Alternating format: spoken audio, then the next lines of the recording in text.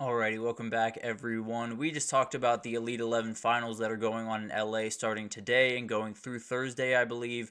But now let's get into stock up, stock down. This is something we'll do throughout the week. We'll go through every big conference and give you two programs that I feel good about going into the next 3 to 5 years, and then two that I don't feel quite as good about. So we'll start with the SEC today. I'm going to leave Georgia out of this because, frankly, you can really only go down from where they are. They are the top stock. They are as high as you possibly can be as a program when it comes to stock. So I'm not necessarily going to touch them, and also not going to touch Bama because any program in the country stock would be down if Saban left. So that's just the reality of that. I don't think it's necessarily fair for me to say until I see what Kalen DeBoer has cooking over there. But let's start with the two teams that I think are moving in the right direction. And to me, it starts with Missouri. I've been absolutely impressed, beyond belief with what Eli Drinkwitz has been able to do over there at Missouri over the last couple of years. It's just been absolutely incredible what he's been able to build in Columbia, Missouri. And I think it has a juice that has not been there since about 2007, 2008 when Chase Daniel was your quarterback. So I think there's an energy around that program that's just it's palpable. You can absolutely feel it every single time that team is, on TV or, you see a video, whatever it is. It's just going to be an incredible, incredible team coming forward. And I think the biggest thing for me is the recruiting is getting better year by year. It feels like they're getting bigger and bigger guys. Williams Nawari and Caden Green are two guys that frankly, they shouldn't be in on, or at least they wouldn't have been 3 or 4 years ago. But Eli Drinkwitz came in, totally flipped that thing on its head, and and now they're right in the thick of things for a lot of those guys. So it's just incredible. The NIL game at Missouri is absolutely cooking. It's one of the better run ones in the entire country. So they're keeping up with all the big boys, at least as of right now. Now, that could change in a little bit of time, but at the end of the day, I think they're doing everything excuse me, they're doing everything you could possibly want of them on the NIL front if you're a Missouri Tiger fan. So really like the foundation there. I think the staff is as solid as you could possibly want. Even after losing someone like Blake Baker, you bring in someone like Corey Batoon. I think you did a plenty good job filling that void. So I think they're just kind of in a really, really good spot going forward. I think everything that you need to build a really good program is in place. Now it's just time to reap the rewards and continue to kind of build on the success that they had a year ago. So I think there's just going to be an incredible amount of new type of pressure, obviously, trying to be that team that breaks through and gets into the playoff. But also, this year could be huge. Let's say they go 10-2 and make the playoff and maybe even win their first round game. Who knows? If they do that, there's going to be a huge springboard into 2025 and beyond, because this is a program that has the ability to be a part of, the SEC conversations for a number of years to come. But you need that big time year. And I think last year was a great year to show everyone that you're capable of it. I think this is the year where you show everyone that this is just who you are. So could not be more impressed with what Eli Drinkwitz has done since he showed up in Columbia, Missouri. And I think it's just going to be a really, really good time for Tiger fans for quite some time to come. Now, a lot of this could change kind of at the drop of the hat if this season doesn't quite go the way that they want it to, but I feel really good about this team, this roster, and the way that things are working in Missouri football right now. So very impressed with that. And then Auburn is the other team that I'm watching very closely because Hugh Freeze has kind of turned Auburn back into a program where you really have to worry about them. I don't think anyone was taking Auburn super lightly before by any means, but there was a talent gap. There's no two ways about that. There was a gap between them and Bama and Georgia for quite some time. And then Hugh Freeze came in and decided, we're going to recruit at an elite level, and he's been doing exactly that. They had a recruiting class, I believe, number 8 in the country a year ago. They're number 6 this year, and they're different classes. The number 8 from a year ago was all offensive dudes, led by Cam Coleman, Perry Thompson, Walker White, all incredible people that absolutely will be big parts of this program going forward.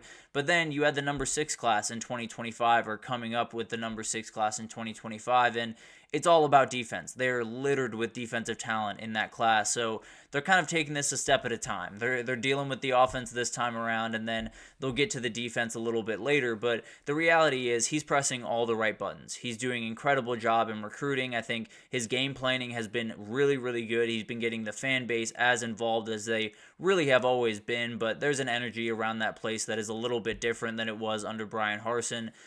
So I just think there's an energy in Auburn right now that you absolutely need. There's a guy at the helm that understands what it's like to have a really good SEC football program and understands what he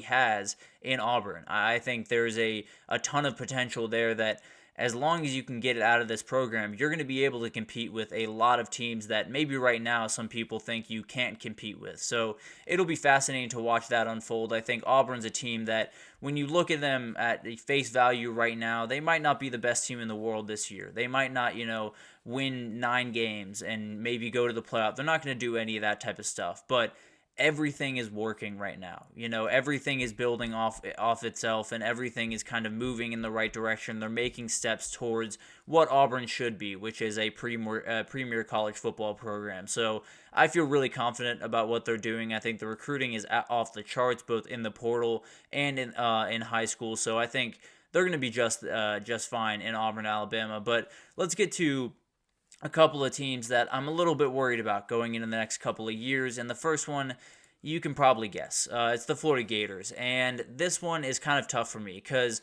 I'll be totally honest. I think the culture within that building and the belief in that building is not bad.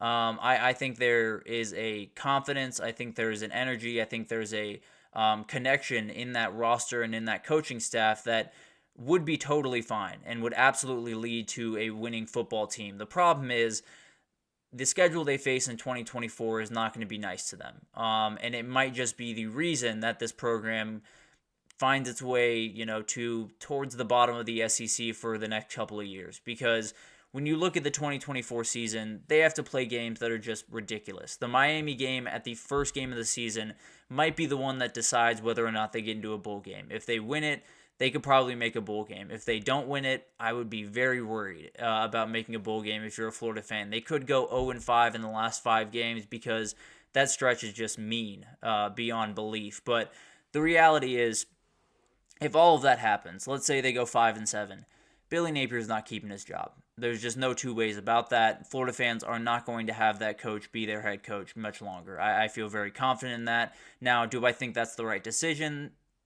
That's a conversation for another day. I would lean no, frankly. I'm not necessarily the biggest fan of Billy Napier. I think there is definitely some questions there, but I think what he's doing is working. I just think it's not necessarily showing up the way you want on the football field, and that is obviously doesn't mean much if you can't see it on the football field. I get that, but I do think that it's possible that he could turn it around, but I just don't think he'll get the chance to. I think he'll be out the door at the end of the year, and with that might be DJ Lagway out the door, LJ McCray out the door, and those are your 2 linchpins for the future of this program. So if all of those dominoes fall, if all of this stuff, goes the way that a lot of people expect it to go for Florida, it's going to be tough to bounce back as quickly as they want. Now, all of this could happen very quickly, and they could be back up at the top of the SEC in 3 years, in 4 years with the right head coach. But as of right now, it's a stock that's dropping fast and doesn't seem to be finding its way back up anytime soon. So I don't necessarily love where Florida's at. And then this next one's a little bit tougher. Kentucky's kind of an interesting one to me because it's a little bit more circumstantial than anything else. With Texas and OU coming into the SEC, there were going to be teams that were knocked down a couple of pegs. There were going to be teams that, just weren't quite as good as these 2 teams coming in, and Kentucky's one of those teams. I think there's an argument to be made that they absolutely could knock off some of these teams and maybe make their way up over the next couple of years, but as of right this second, maybe they were sitting 6 in the conference a year ago. They're now 8.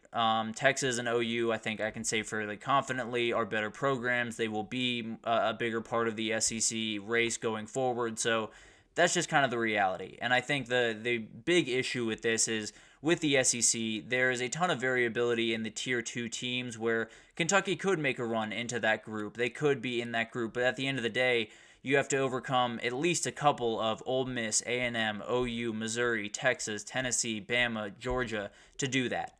And I gotta say, that's going to be nearly impossible for this Kentucky team to do. I really like Mark Stoops. I think he's a fantastic coach. I just think those seasons that were 9-3 in the past, that were 10-2 maybe in the past, are now 8-4 seasons, maybe 7-5 seasons. So there is going to be a drop off. Now they could, turn everything around. They could have a huge year this year, use it as a springboard going into 2025, and become a good team in the SEC. But there's also the reality where it could be stepping off a cliff and finding your way down to the bottom of the SEC for quite some time. So I love Kentucky a ton. I've said time and again that I really like this team, and I hope that this year is a springboard for them into relevance in the SEC. But I don't know. It just doesn't look like a team that is ready to compete with the number of teams they're going to have to compete with to make some noise in this conference. So it's a really tough one. I think all of these are a little bit tough because you never really know what's going to happen, especially with some of the coaching changes that could come at Florida, especially in the next coming years. So it'll be interesting to see how this develops and how maybe these stocks kind of move around a little bit over the next couple of years. But we'll take our final break here, and when we come back, we're going to do a Top 10 Tuesday. We have the best atmospheres in college football. I'm sure it'll be a not contentious list at all, and everyone will totally agree with me. So very excited to do that right after this, so stick with us.